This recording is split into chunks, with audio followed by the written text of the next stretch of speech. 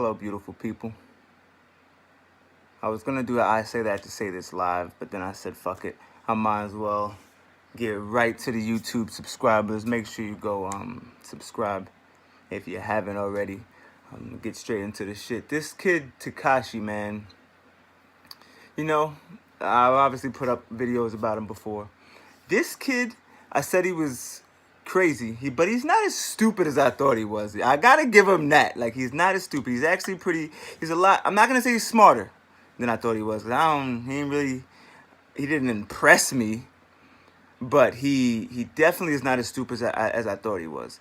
You know what I'm saying? And I've said what I said about him, that I think he's crazy for talking that shit. And there's a difference between trolling and really when it blurs the lines of the street shit. That's when I think you playing a dangerous game. You know, this Breakfast Club interview was interesting to me because at first I was just going to see what it was about.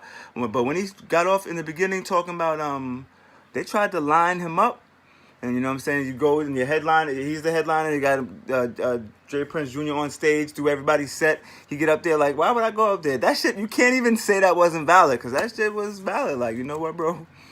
You're right, I wouldn't do it up there either, my G. So you know, I understood that, and I was like, that makes sense, you know. And I think he said it in there. He said that, see how I get under his skin? Charlamagne was like, he don't get under my skin. And Charlamagne was like, I'm too old for this shit, you know what I'm saying? I think he did get under his skin because I see that Charlamagne was trying to make it a thing. Like, he was trying to make it like he was crazy. And then Charlamagne said, you right. Oh, you're right, a couple times. But then he still tried to make it like a moment. But that Tekashi kid was like, he was holding it down. Like, no, hold on, let's reset. That's not what happened. And he look, the sexual offender thing, I ain't even gonna go into that. That's a separate podcast for a separate day. But he cleared it up. We know that shit happens. I wasn't there, but I'm not gonna say I felt better about it. But hearing that, I'm like, look, I'm not gonna say the kid is wrong or right, but it does change it a little bit to me. And I wasn't there, so that's why I said it's a separate podcast for a separate day. But clearing that up was like, okay. And you know, one major thing I took from this is the Prince family is on the clock, man. I'm telling you that shit right now. And I don't mean that. I mean that in a respectful way. But this kid is not going to stop.